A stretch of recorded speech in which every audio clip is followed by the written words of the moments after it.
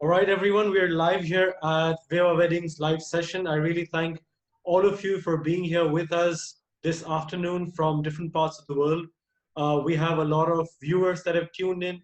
We have guest speakers here who will be addressing us this afternoon. Well, to give you a bit of an introduction with Vivaah Weddings Live, the series that we've begun, what we're trying to do is reach out to the community out there in these unprecedented times and share insights and viewpoints from different perspectives, from industry leaders and experts from around the world. So, what we had last week was we had top wedding planners from within the Middle East come and speak on a common platform and exchange ideas and viewpoints that the community benefited from. Today, this afternoon, we have some of the leaders in tourism and convention aspect of the business representing different countries. We have Gwendolina representing Switzerland. We have Ayad from Ras Al Khaimah, which is our lovely emirate in the UAE. We have Carlotta representing Italy. We have Sheetal Munshaw representing Atout France, based in India, but she represents France. We have Steen Jacobsen from Dubai Tourism. We have Christos, who represents Cyprus. We have Mireia from Barcelona. We have Shahreen Mukhtar, Tourism Malaysia, based in Dubai. And you know Arun and myself from Vivaah Weddings. We have this afternoon our elegant, poised, and confident moderator, Karishma, who is going to take us through the afternoon and involve herself with a free-flowing dialogue. The whole idea of this session is not to educate or preach. The idea here is to discuss and share our viewpoints, and very happy to address at the end of it if anyone may have any questions. Over to you, Karishma. Thanks so much, Rahul, and thank you to the Vivaah team for putting this together.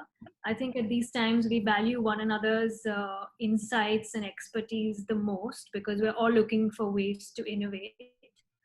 Before I start off, I know that there's some people on the panel that I am not introduced to yet. I'm Karishma Hundalani. I represent a media company called Event FAQS. We work in the events and wedding space in the Indian and Middle East markets. So I'm very pleased for all of you to join me. We have many panelists today. So what I'm going to do as a format when to take through the discussion is to introduce a topic. And of course, we'll try to get as many opinions as possible. But in case there's something that, of course, you have as an opinion, but you didn't get to share, please feel free to come in to the conversation, even if I've not addressed it to you. I thought a good way to get this started off would be to get an insight into each of our destinations. I know everyone's familiar with the cities and countries, but just so that we can get a few aspects that are unique to your destination, the first topic I would like to introduce is the specific aspects of your destination that you think are going to work in your advantage to revive the business, since we're in the concept of revival now and we want to exchange ideas post pandemic or rather post this situation. What about your destination you think is going to hold true and to your advantage when we move forward? I'll start off with France because I just feel like it's a destination that most of us know personally also, but we would like to know more on this aspect. So Sheetal, if you can start me off on this topic, please. So thank you very much for having me, and thank you, Karishma. Thank you very much, Vivaah, and very pleased to be with all of you, very eminent countries in your own right, and especially when it comes to tourism. I think as far as France is concerned, and I'm particularly sort of pleased that you raised this subject, is that, and when you say that you know France and a lot of people have a connect with France, I think that is something that we think is going to really come into play. You know, people who, as we call them, francophones, francophiles, people with a strong love and affinity for France, its culture, its language, its cuisine. I think that is the first thing that's going to reconnect us with our audiences who are, I think it's more like a love affair with the country, much more than just a place to visit. It's a passion. It's really like a way of life, you know. And I think that is what's going to keep us connected with our audiences, with our past travelers. Also because it's always been on the bucket list of every, globetrotter, so also for the future travelers. Having said that, I think the other thing that works definitely for France is the fact that it's very easily connected. I'm talking, from an Indian perspective right now. And then again, it's also the fact that it's extremely diverse. I know that we have some other countries and co-panelists who have that as well. But I think it's definitely something that works for us. The fact that you have this very varied landscape, whether you're talking about cities, whether you're talking about vineyards, beaches, Alps, it pretty much has it all. We've always said it's almost like a world in a country. And that's the real reason why I think people would still want to go back, because there's so much that there is to discover and rediscover with France, really. True, it is love affair. I agree.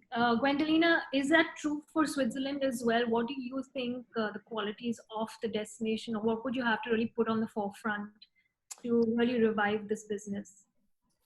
Thank you very much. Also from my side, I think everything will change and start in a different way after all this corona. So the strengths of Switzerland are, for most of our tourism and the people who like the country, are known. We have the nature, we have a diversity, we're centrally located. But the topic of sustainability, I think, will move people in a new way of traveling in the future, realizing now how possible it is also to live more sustainable. So Switzerland, with this nature and all this opportunity to have holidays close to the nature, is surely an added value. The other thing, I think nowadays it will start everything slowly, most probably, and people will not be looking at the beginning to crowded places. So our cities in Switzerland, they're pretty small, they're not so crowded, they're close to nature. So and activities like hiking and enjoying the nature, they are activities that are social distancing as such.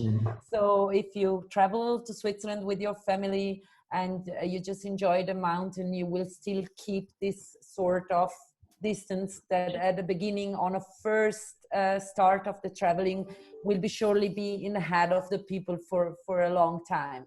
So I think that the nature and the sustainability are points for Switzerland that will be of added value for the first post-corona moment. Thank you, Gwendolina. Carlotta and Maria, I'll take it one by one, but just so we can address briefly, but there is of course fear and apprehension. How do you see that as an overcoming of an obstacle, in terms of what do you feel as a tourism board you can do to work closely either with the government, with your infrastructure providers, to really put in a sense of safety and security back into the traveler, if we're talking about tourism in general now? Carlotta, maybe you can address this first. Yes, as you know, I represent the Italian Convention Bureau and Florence and Tuscany at the same time. Answering to your question, we have the privilege, in a sense, to be to connect the industry with our institutions. So we work very hard, close to our industry, to all the supply chain, and at the same time, we are the instrument of our government. Of course, the situation is not easy, and I totally agree with Gwendolina. We are working as well on this kind of concept. We had the over-tourism problem till a few weeks ago, and we were already working on alternative itineraries on the countryside, on a different kind of offer for our clients. And the good thing is that this job is not lost, because now maybe this kind of offer will be privileged instead of the classic destinations. We are collectors, we are very strong with our community. We are working hard in planning the future. And of course, we are all conscious that maybe we will start again with the domestic market. Yeah. In the MICE industry, in the leisure side, but also weddings. In Italy, the destination weddings is quite strong. A lot of people from Milan are going to get married in Amalfi Coast.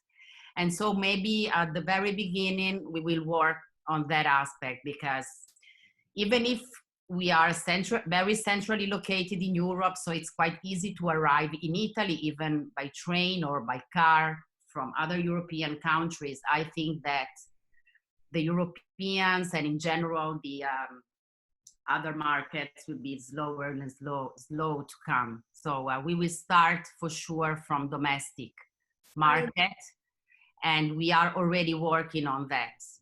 Yeah, I agree. I think historically also Europe has been strongest within Europe. Yeah. I think the biggest source markets are within themselves. Mireia, how is it in Barcelona? In terms of, do you share the same view as Carlota? What do you guys have planned? Thanks, Karishma. Also, I would like to thank you, Arun and Rahul, to give us this opportunity today to be with you. I'm the Barcelona Weddings Product Manager. And at the Barcelona Tourism Board, we really think that working together, the public and private sector, it's very important. Now, as also you mentioned, it will be a new scenario for everybody. So we have to understand and develop a realistic and effective strategy and action plan.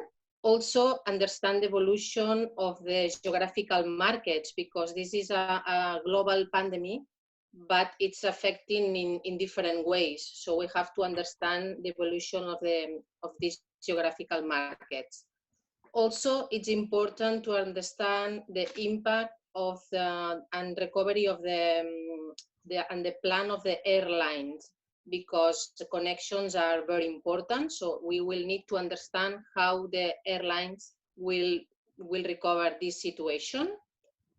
Also, here in Barcelona, we will focus first in domestic tourism, then we will follow with European markets, and finally with long-haul markets.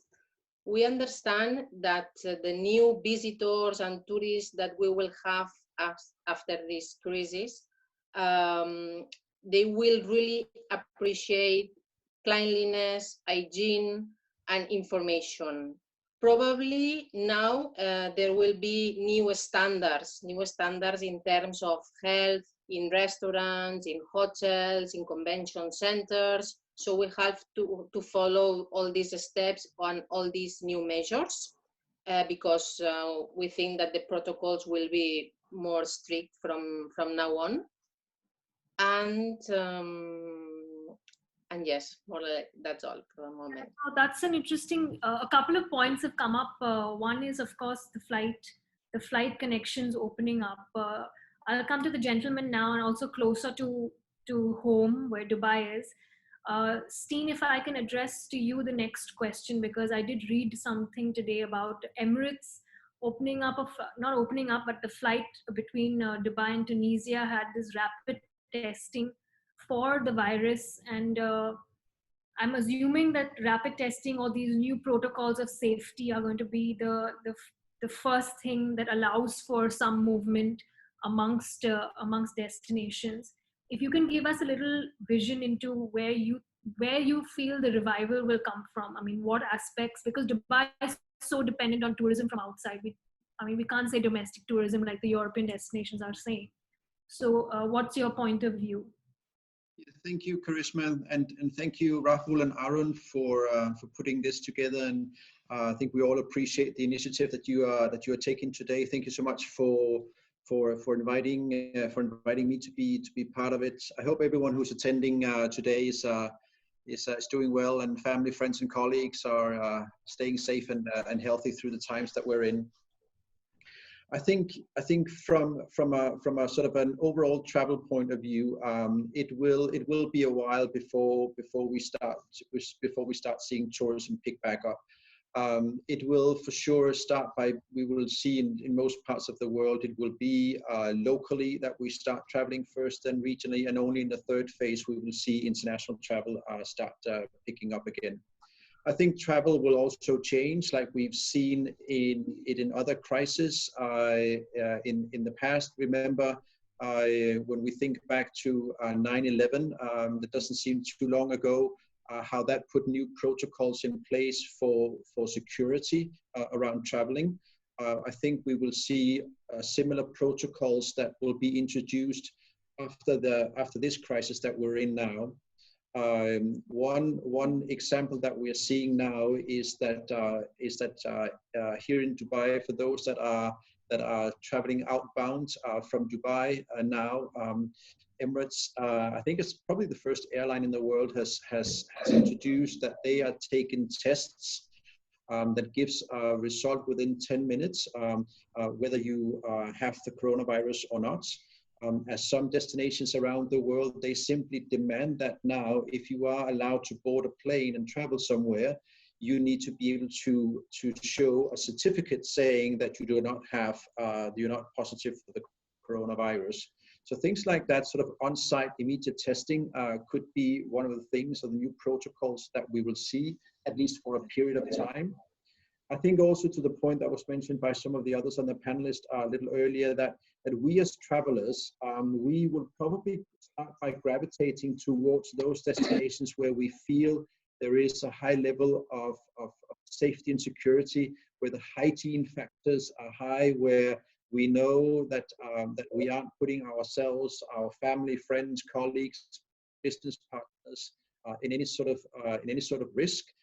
So those destinations that can provide and showcase a high level of hygiene, sanitation, and so on, I think will be immediately after this the one that are the well or best positioned to capture the new travel flows.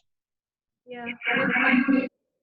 Yeah, I know I'm taking it to you because you're a close neighbor and of course a favorite even amongst the Emirates. People like to go to Ras Al Khaimah amongst us as well for holidays. So that's my first vision of where we can go when things get better. So do you see any other unique opportunities for Ras Al Khaimah? I know also that it's been historically very not dependent, but done very well with the wedding industry. So do you see them as a prospect for revival as well? Well, once again, thank you for hosting us today, and Rahul and Arun, thank you for having us and putting this together. I must agree with most of my colleagues down here that the domestic market will be the first one to recover. Emirates Airlines have done a great job this morning conducting, yes, the first on-site rapid COVID-19 test to passengers. And here where we'll be seeing an agreement between governments for travel corridors, people coming to Dubai, the government expect the same from the airline that they're flying or the destination they're flying from, just to make sure that they are a coronavirus-free or a traveler with no virus, not carrying any virus. I think, I mean, the major aspect of being today on the map of tourism, rather than the domestic travelers, as you said, we're very much known as a getaway destination for the UAE, is the factor of how hygiene and how safety are the hotels. We're working as a tourism board very closely with our hotels to introduce certain healthy measures. We will be seeing, when it comes to weddings, maybe a different consumer behavior, maybe in terms of size and content of the wedding, especially the Indian weddings. They're very much known as big weddings, 300, 400 invitees. We might see as smaller size weddings. We also will definitely be looking at redecorating or redrawing floor plans where you have a certain distance between tables and chairs, up to 6 feet maybe. So there's so many elements that will be very soon changed. We're learning every day. I'm sure it's a new thing for everyone down here. And we will all be applying new measures just to make sure that our destination is on the tourism map and is considered safe to travel to. Lovely, thank you, Iyad. Shahreen, if I can bring you in here to share a perspective from Asia, Malaysia. How do you agree on the wedding industry being a prospective partner, where you work closely with wedding planners? Perhaps I don't know how much Malaysia was doing that in the past as well, but I just a perspective on this particular kind of tourism. When do you see the revival of the wedding, the destination wedding tourism, at least for Malaysia?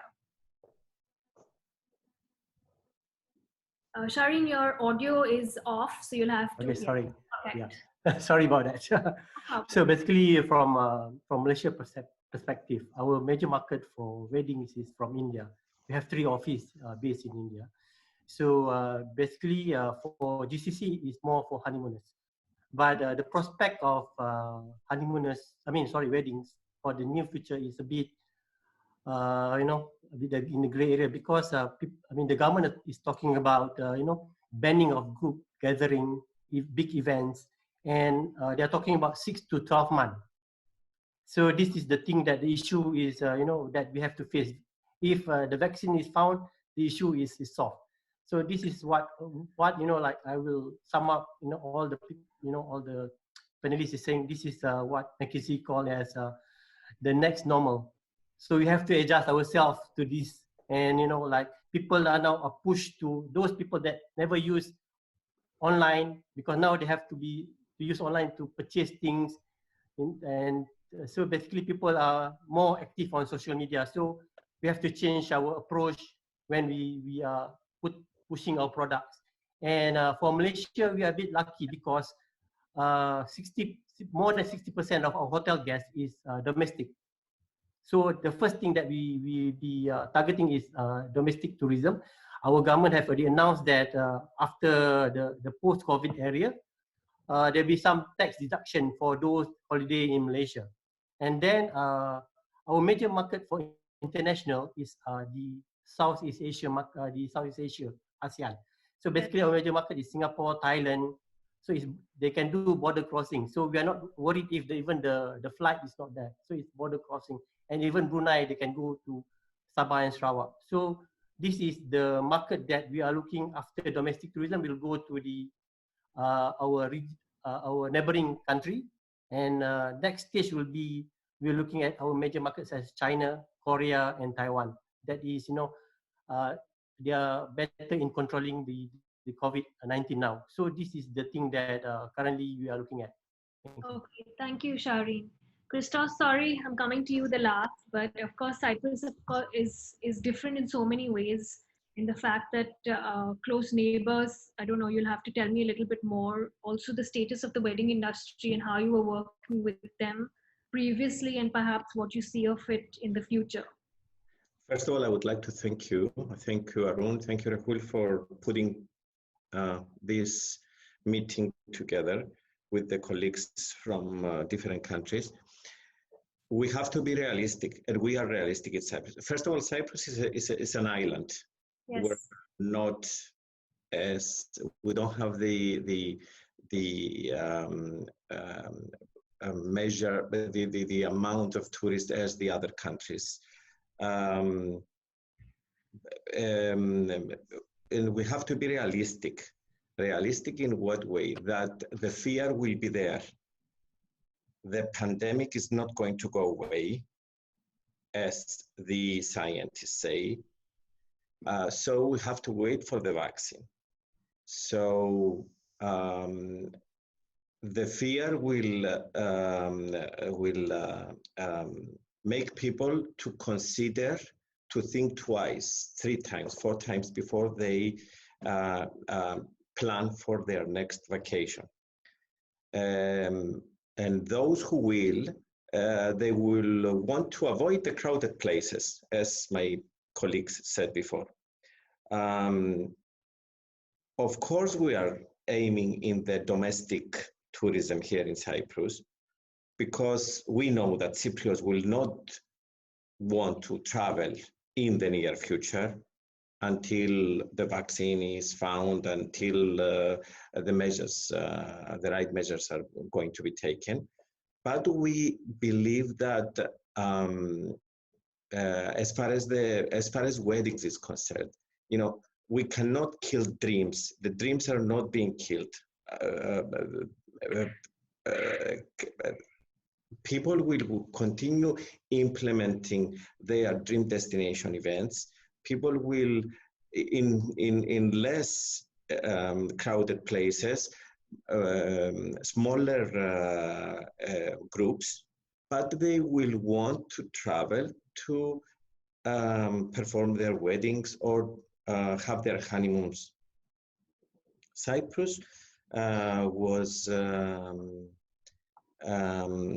is a destination for many weddings, especially from the Middle East area.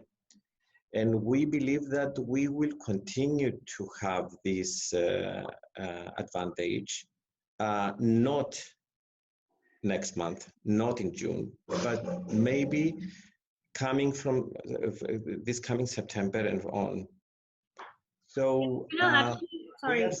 But we are seeing things that are going to pick up, not now, but in a few months from today.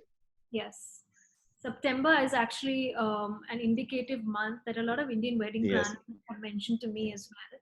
Even and you know, because we had, I'm sorry for interrupting, because we had the president of the Commission, of the European Commission, in an interview last Sunday in a major, I think, German newspaper, saying that it's better for the European citizens not to travel until late September or early September, and the European countries not to open their borders until early September. So we have to be realistic. True. If the government the European government is saying that, then maybe, most probably, most of the European Union countries will follow that. Yeah, no, acceptance is also a good way of planning things ahead. So that's great. Just to get a client's perspective, because I know, Rahul, if I can bring you in here, because all of us as tourism boards, of course, are working with our governments, working with our features and advantages as destinations. But what are your clients' perspective here? I believe you guys are still busy planning weddings ahead in the year. I mean, I'm personally a little more apprehensive on September still being soon. I know I was attending a session where Iyad was speaking with certain other tourism boards and wedding planners, and they had a bet going on. Iyad, do you remember? Yeah, of course. But we had a bet that it was November, not it was September. in November. So, Rahul, what do you think? Since you have your ears and eyes and everything more tuned to the actual customer who's planning their wedding. Yeah, I mean, absolutely. There is resistance from the client when it comes to talking anything before September. We have active dialogues going on with families who are looking at bringing their weddings post-October. If it is any sort of a positive sign or an encouragement to anyone who's been listening and trying to follow the wedding piece of the business, some of our clients last week have put in deposits to venues to book their spaces. We've seen this happen. So it's not that we are hearing this. We've had our clients book venues and they paid down deposits. These are for weddings post-October. And our hope again, and what we believe is that post-October is a safe time to speak of and continue planning weddings. Anyone who is looking at anything before that, to be honest, we did have weddings on our books, which was inbound into the UAE and then a few of them in Europe. Those families particularly have stop dialogue. They're trying to weigh the situation, trying to understand what they can do with it. Can they postpone? Can they look at a different destination? And in that viewpoint, the Middle East does come up because at this point in time, we're in a better state than many around the world in terms of the way this has been handled, the way it has been identified early on, and all the control measures have been put in place. So there is inclination towards looking at the Middle East when things come back to normal and they want to divert their weddings and plans into this region. But nothing before October for sure. Okay, thank you. I'll take it to a slightly not different topic, but something in continuation. If I could have a round of what advice or what we should do as a wedding industry, since that's what really we're trying to represent through our discussion. I know a lot of our hospitality industry colleagues are joining in as participants of the session. So again, I'll start with you, Sheetal. But you know, what should we do while we're waiting? As an industry, how should we better our relationships with one another? Do you see working together with wedding planners at this moment, perhaps on some offers or ideas as a prospect to revive both the destination wedding market, plus of course tourism? So, to begin with, I think the most important priority, of course, being part of the Ministry of External Affairs, I think for us, the largest priority as a government, like everybody else, is to contain the pandemic, right? So, like we discussed, at this point, the president has announced that until mid-July, there is no looking at opening up of cafes, restaurants, any of the public cultural areas, and so on. The borders are closed until further notice.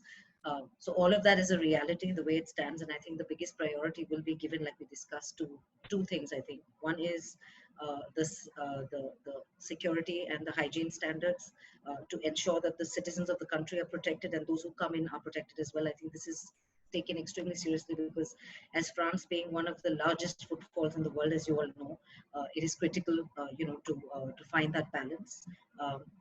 So that is one. And then the other is, of course, to remain in solidarity with all the stakeholders in the industry, because it is, I think, one of the largest contributors to the economy. Insofar as tourism is concerned, it remains a very, very important priority. It was announced by the minister as well. So there will be a lot of concerted efforts made between ourselves, between the primary stakeholders. I think how we can continue to engage, with our audiences, with people in the wedding segment, or even in the travel professional segment, and even end consumers, because like we all said, there is a psychosis. It's there, it's going to be there, because this is unprecedented. We've never seen this before. So it's something that we're going to have to learn to deal with in times to come. For us, I think, again, going back to the affinity, we are looking to sort of work even more strongly on the Friends of France. We believe that these are our strongest ambassadors. And this is not really from a marketing perspective as much as it is from a perspective of solidarity.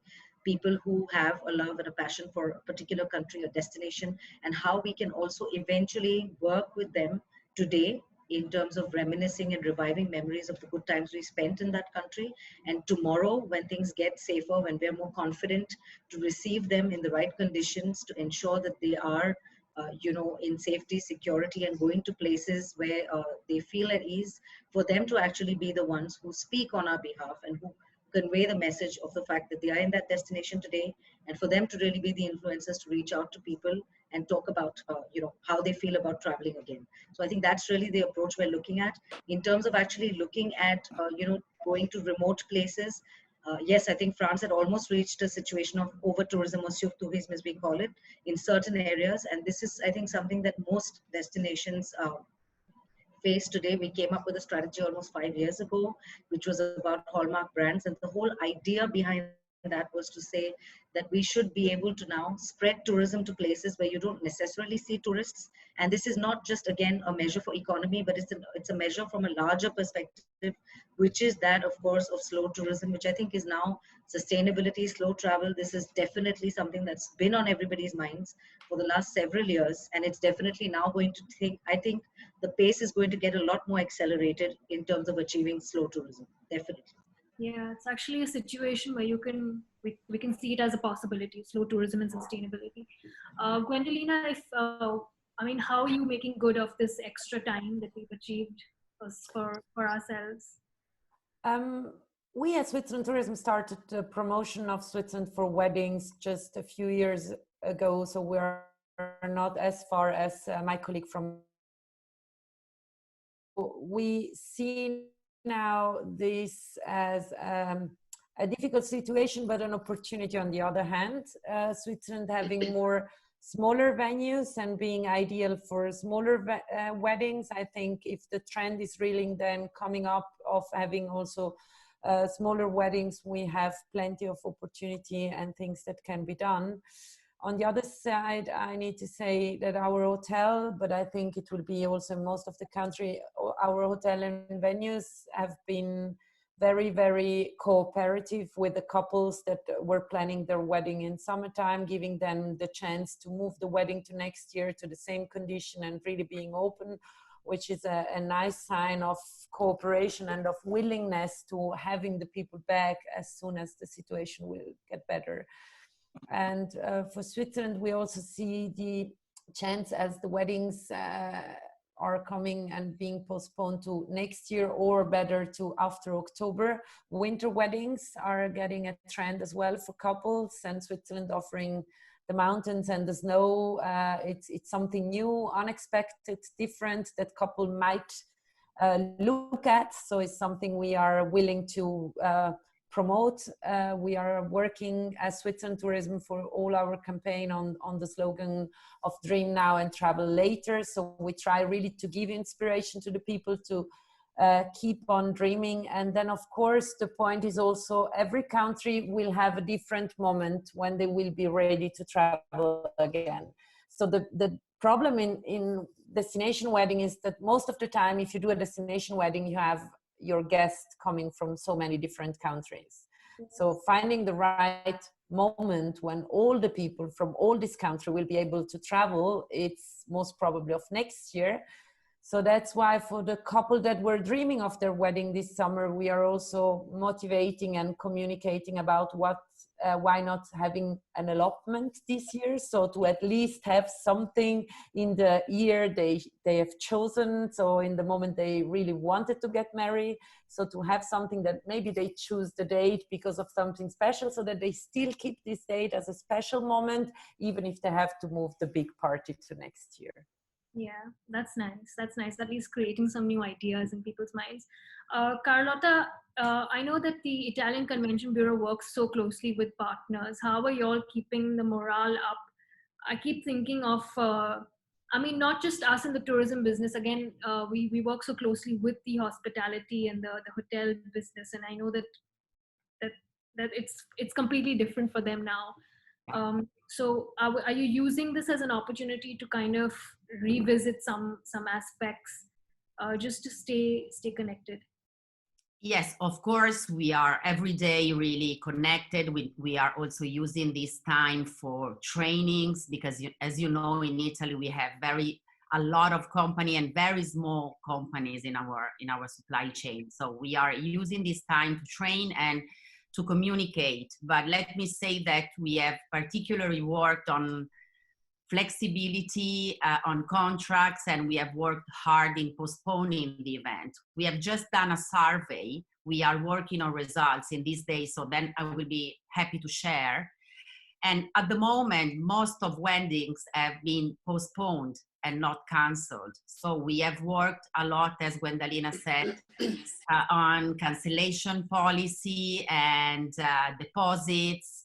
And so we have supported our members also in helping them in postponing the events. You know, in Italy, destination wedding is a huge market. We have more than 10,000 events per year, so a huge turnover, but the average size of the wedding is 50 guests. So again, quite small. And this makes things a little bit easier in postponing and hoping to have all the information in order to have the new measure, you know, to organize the spaces. Now we are working on that also, on that kind of communication, because our hotels has already started the sanification of the spaces. We are studying the new organization of the spaces according to the official information that we have from our minister, and this is very important as well. So we will start a huge communication about the hygiene standards that we have. So and we will support the industry in that as well. But now I have to say that most of weddings that have been postponed from October, and of course many in 2021. And from our research also, the really emerging venues to celebrate the weddings in Italy are beaches, farm, alpine hut, woods. So the totally different places that maybe will help us in planning new kind of weddings and events. Yeah. Maria, I want to take on a little thing that Carlotta mentioned in terms of course, flexibility is so important, especially if we want to come out of and really revive the industry. We're also familiar now of planners working with tourism boards to get the best offers and get the best connections in the destinations. Do you see the pricing strategies now in place for your destination being a little more I want to say it's more valuable, but it's also in favor of the client? Do you see that as a way that the industry will restructure itself? So as Switzerland Tourism Board here in Barcelona, we are working in destination weddings a few years ago. So we are not a very well-known city yet as a destination weddings, but we believe that promotion will be still needed now more than ever. Also, as tourism board, we can give in confidence to destination wedding planners, not only for the destination, but also to the suppliers.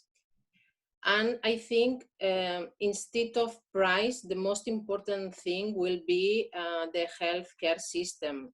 This will be very important for all this that we have been discussing.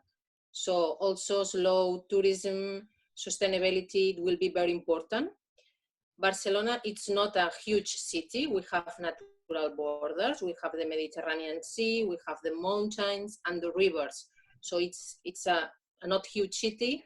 And very close to Barcelona, we have vineyards, we have nature, castles. Also, we believe that couples will love to discover new destination weddings. But the most important thing, it will be the healthcare system, a destination with strong in this point. Yes, thank you. Iyad and Steen, I know we're running out of time, so I'm going to try and hurry this up a little bit. But I know the Middle East is usually favored for value. Do you see that as an upcoming trend, or rather a more pronounced trend to when we see revival? Do you see some offers by the government that will really motivate, assuming, of course, that it is safe to travel again? Do you see that as an impetus to kind of bring back tourism? Steen, we'll start with you and then go to Iyad.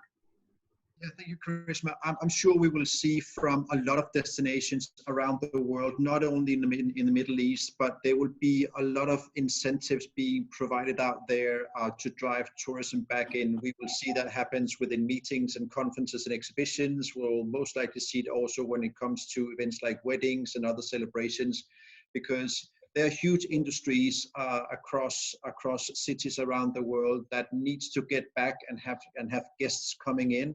So we need stimulus packages, and I'm sure a lot of governments will be putting such packages in to ensure that that we can grow the industry back up as quickly as possible. Now, in the meantime, until we get to that point where we can see the travel patterns start flowing again, there's a couple of things that I want to highlight what sort of we are spending our time now doing in Dubai, and I'm sure many other destinations doing the same.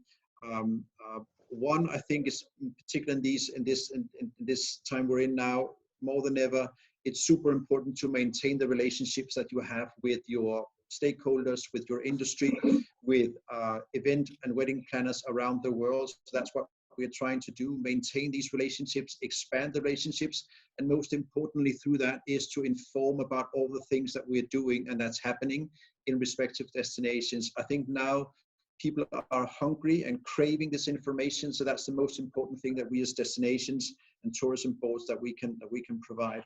Secondly, and I talked about it a bit before, is these new measures or protocols that will be a part of the new norm after this.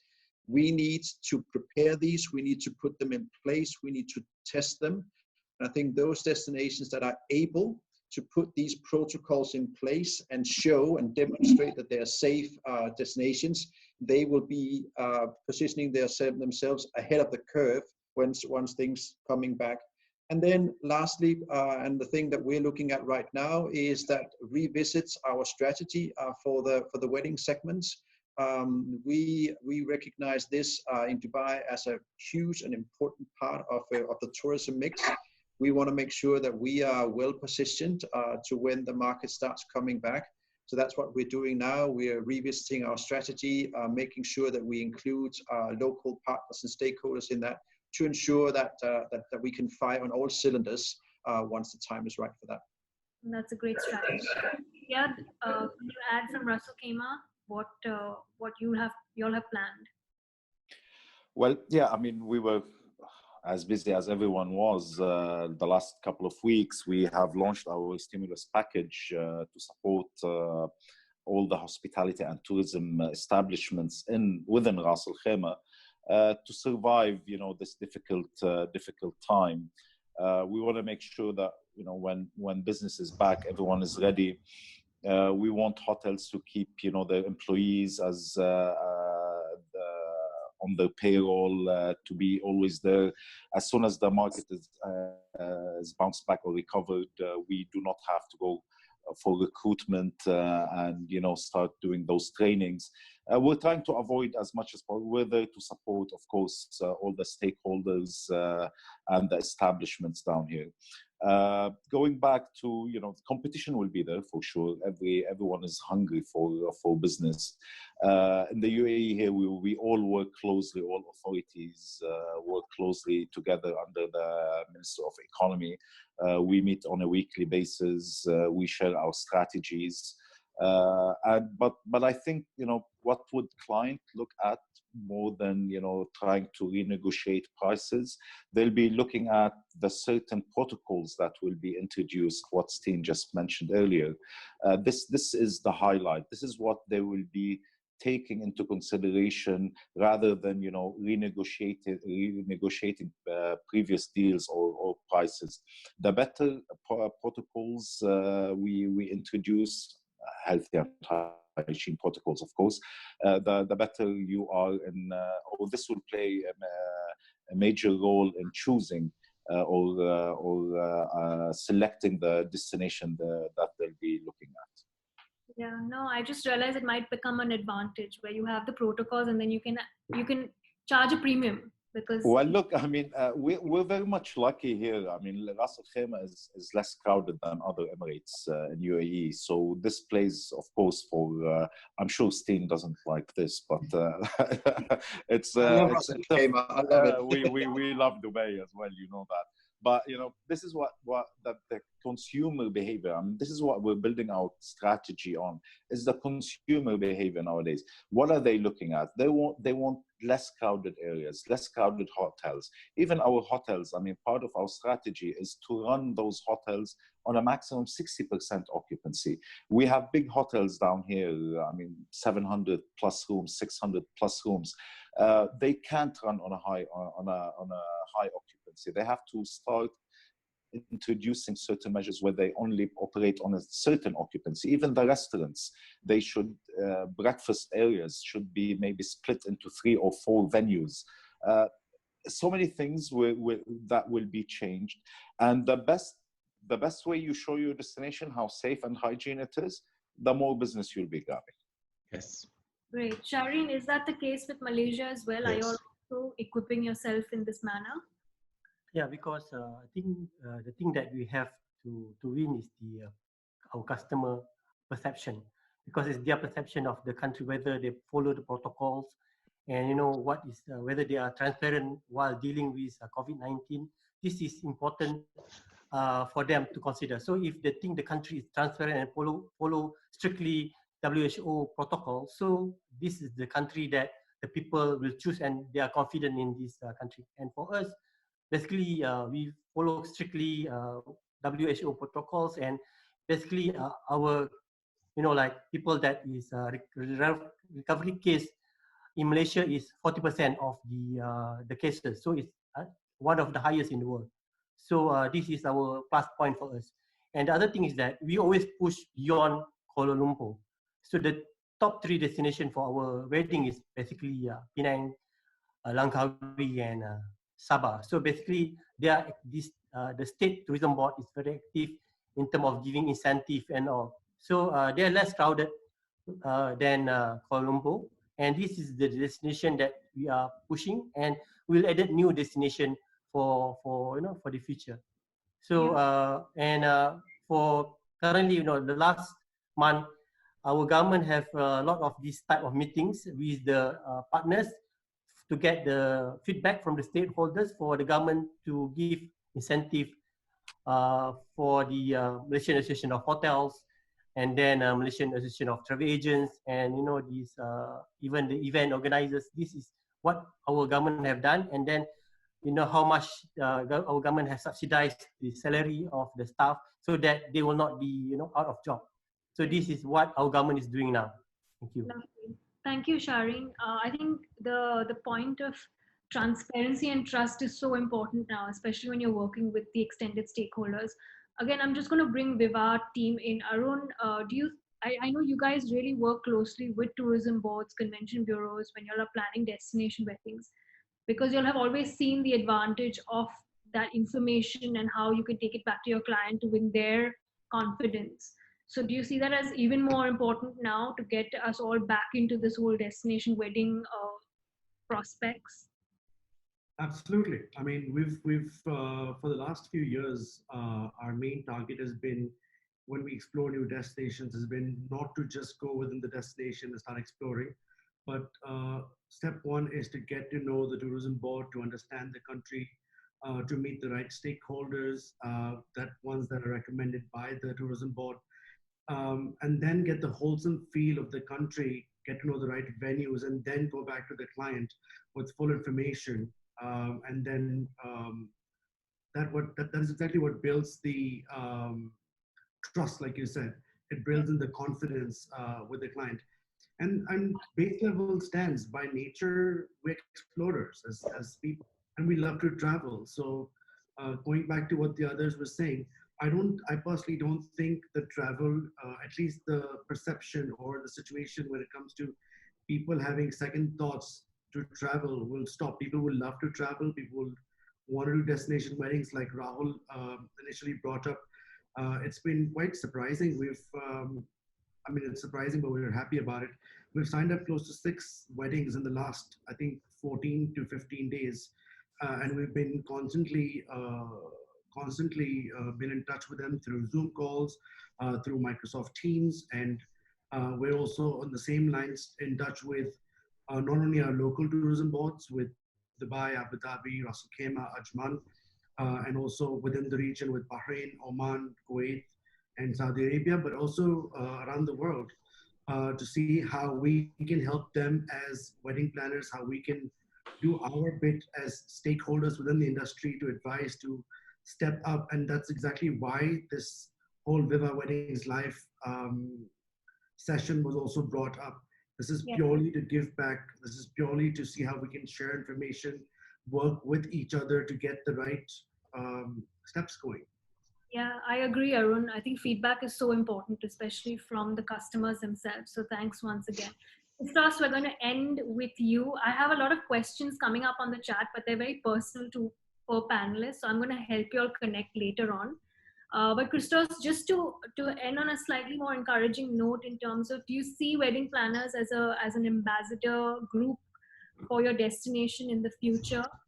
How do you intend to work closely with them to really bring about? Of course we do. Of course we do. In Cyprus, we have been working with weddings and honeymoons for the past maybe 15 years. We are old in the industry and mature. And we have been receiving a lot of couples to get married with their families, immediate families and honeymooners from, especially as I told you before, from Middle East and the UK. We know that UK is a little bit difficult to catch up now, at least in 2020. But from the Middle East, yes, we are expecting to pick for the industry to pick up. Of course, we do have a lot of respect for the professionals of the industry.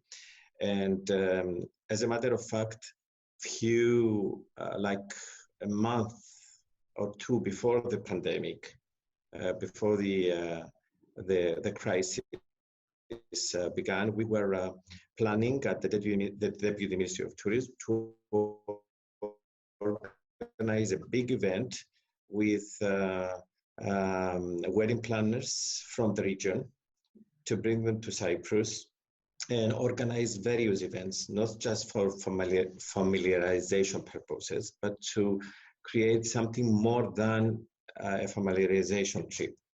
But things didn't turn right due to the pandemic. So we are working now in the ministry to organize things. So when things are ready, we will go back to our plans and start working with those professionals of the industry very closely. Yeah. But one thing that I wanted to stress out is that since the first day that our government announced the lockdown, we also introduced stimulus for the professionals, for the private sector. So our government was ready to support, is ready to support the professionals. So we now, as a deputy ministry, work closely with those professionals in the private sector and planning for the next day. Yeah, that's very encouraging. I think that's a great one for us to conclude on. I really appreciate that governments firstly recognize the tourism and hospitality industries to such an extent to support them in this time. And of course, the tourism boards who really recognize weddings and events as an important enough aspect to keep those stakeholders engaged, even when the business is low. I'd like to thank all my panelists. I apologize again not to be able to take up as many topics as we should have, but I think the time quite filled up.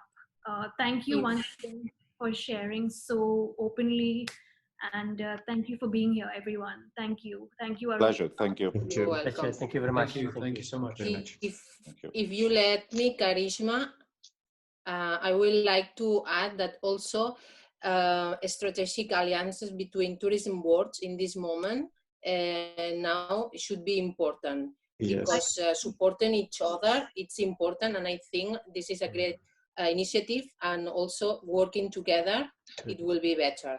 Yes. Yeah, I can't agree more. Thank you so much, Maria. That's a great one for us to do. Thank you very much. Thank you Thanks, very much. everyone. Thank you for joining us. Thank you. Bye. Bye. Bye.